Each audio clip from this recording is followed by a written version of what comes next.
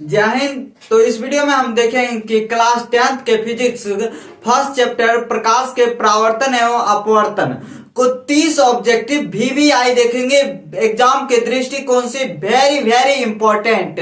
ठीक है, 30 ऑब्जेक्टिव देखेंगे, 30 ऑब्जेक्टिव। तो शुरू करते हैं। देखिए फर्स्ट क्वेश्चन दिए हैं कि प्रकाश किरणें गमन करती है। प्रकाश किरणें गमन करती है। ऑप्शन है सीधी रेखा में, तिरछी रेखा में, किसी भी दिशा में। तो कैसे? और इनमें से कोई नहीं। तो कैसे हम पढ़ाए थे?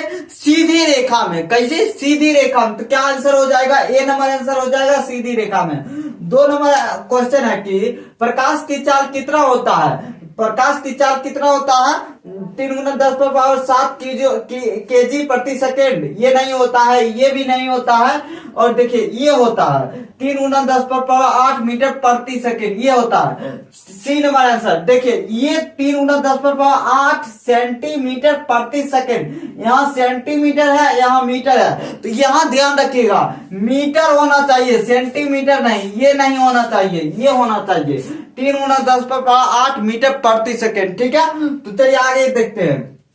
अगला क्वेश्चन 3 नंबर क्वेश्चन है कि प्रकाश की चाल सबसे पहले किसने ज्ञात किया था। एक एक्स्ट्रा क्वेश्चन है, प्रकाश की चाल सबसे पहले किस वैज्ञानिक ने ज्ञात किया था।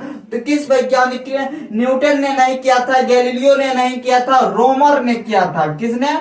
रोमर ने। सी नंबर आंसर हो जाएगा, रोमर ने। ठीक है, अब 4 नंबर क्वेश्चन है कि जिस वस्तु का अपना प्रकाश नहीं होता है उसे क्या कहते हैं। जिस वस्तु का अपना प्रकाश नहीं होता है उसे क्या कहते हैं? अदीप्त वस्तु। ठीक है, और जिस वस्तु का अपना प्रकाश होते हैं उसे क्या कहते हैं? दीप्त वस्तु। जिस वस्तु का अपना प्रकाश होते हैं दीप्त वस्तु, और जिस वस्तु का अपना प्रकाश नहीं होते हैं अदीप्त वस्तु। चलिए 5 नंबर क्वेश्चन देखते हैं जल्दी से। चलिए 5 नंबर क्वेश्चन देखते हैं। 5 नंबर क्वेश्चन कहता है कि उत्तल दर्पण में हमेशा कैसा प्रतिबिंब बनता है। उत्तल दर्पण, गाड़ी के जो साइड मिरर रहता है वही रहता है उत्तल दर्पण। तो कैसा बनता है? आभासी बनता है, सीधा बनता है और छोटा प्रतिबिंब बनता है। तो बी नंबर आंसर हो जाएगा। क्या हो जाएगा? B number question answer. 6 number question देखिए, किसी वस्तु को उत्तल लेंस के फोकस पर रखने से बनने वाला प्रतिबिंब कैसा होता है? वास्तविक और समान आकार का नहीं होता है। वास्तविक और अत्यधिक बड़ा ये होता है, बट इसमें कुछ कमी है। ठीक है, आभासी और छोटा भी नहीं होता है। ये डी नंबर आंसर होगा। उल्टा होता है और वस्तु के बहुत बड़ा होता है और वास्तविक होता है। क्या होता है? वास्तविक।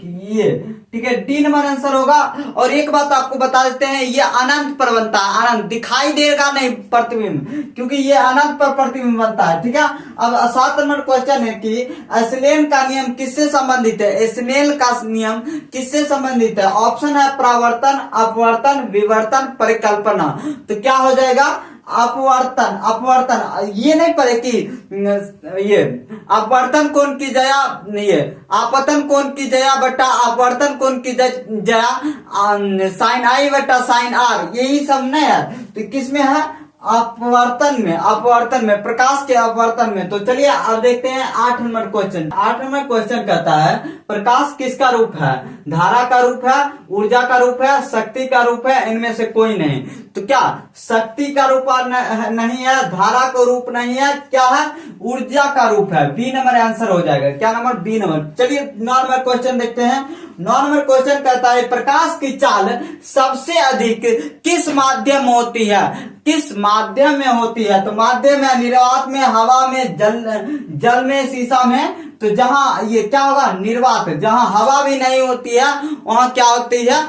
प्रकाश की चाल सबसे अधिक होती है। मतलब निर्वात में प्रकाश की चाल सबसे अधिक होगी। ठीक है, 10 नंबर क्वेश्चन देखते हैं। वे किरण पुंज जो एक बिंदु से निकलकर फैलती है उसे क्या कहते हैं? उसे समांतर किरण पुंज कहते हैं, अपसारिक किरण पुंज कहते हैं, ये कहते हैं। बी नंबर अपसारिक किरण पुंज कहते हैं। और अलग अलग बिंदु से, अनेक बिंदु से, अलग अलग दिशाओं से एक बिंदु पर आकर मिलती है तो उसको क्या कहेंगे? ऐसे आके प्रकाश किरण एक बिंदु पर आके मिलती है तो इसको क्या कहेंगे, अभिसारी। एक बिंदु से अनेक दिशा में फैलेगा तो उसको कहते हैं अपसारी। क्या कहते हैं, अपसारी। तो क्लियर हुआ, ये 10 का बी आंसर होगा। क्या होगा, बी।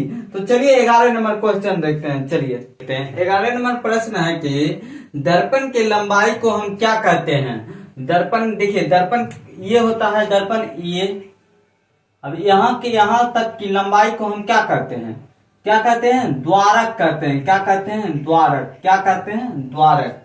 फोकस नहीं होगा, ध्रुव नहीं होगा, क्या होगा, द्वारक।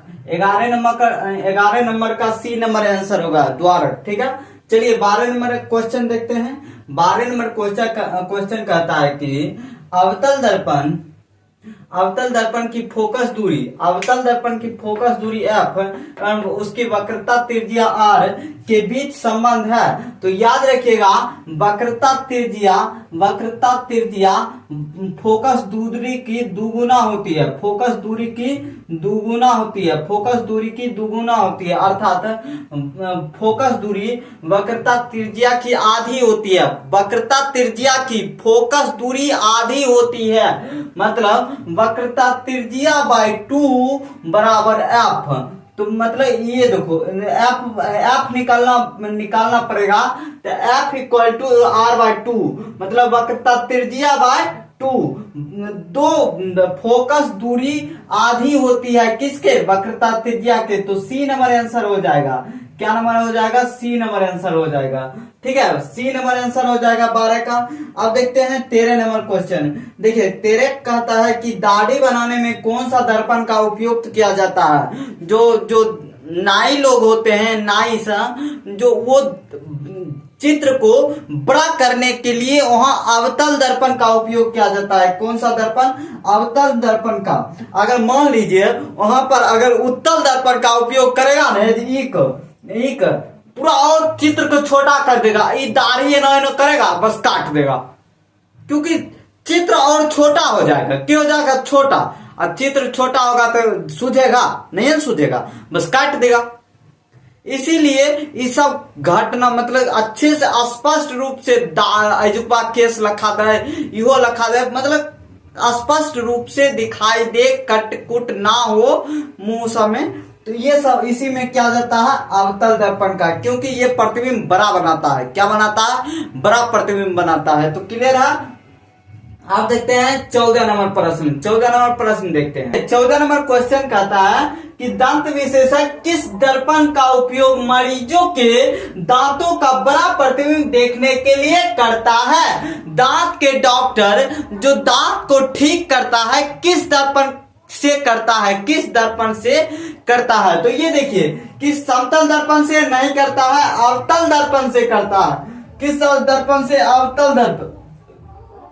मान लीजिए उत्तल दर्पण रहेगा तो पूरा तनिक चित्र बना देगा, बस वही में लड़ जाएगा। ठीक है, तो प्रतिबिंब को बड़ा देखने के लिए किसका उपयोग किया जाता है, अवतल दर्पण का, अवतल दर्पण का। क्लियर है। चलिए अगला 15 नंबर क्वेश्चन देखते हैं कि निम्नलिखित में से कौन उत्तल दर्पण की फोकस दूरी है। निम्नलिखित में कौन उत्तल दर्पण की फोकस दूरी है जिसकी वक्रता त्रिज्या 32 सेंटीमीटर है। तो वक्रता त्रिज्या और फोकस दूरी में क्या संबंध है, फोकस दूरी दुगुना होता है किसका, वक्रता त्रिज्या का। वक्रता त्रिज्या का मतलब वक्रता त्रिज्या के आधी होता है क्या, फोकस दूरी। फोकस दूरी तो आधी क्या, 32 का आधा 16 centimetre. 16 centimetre. C number answer हो जाएगा 15 का। ठीक है, तो 16 क्वेश्चन आप क्या आता है, 16 नंबर परावर्तन के नियम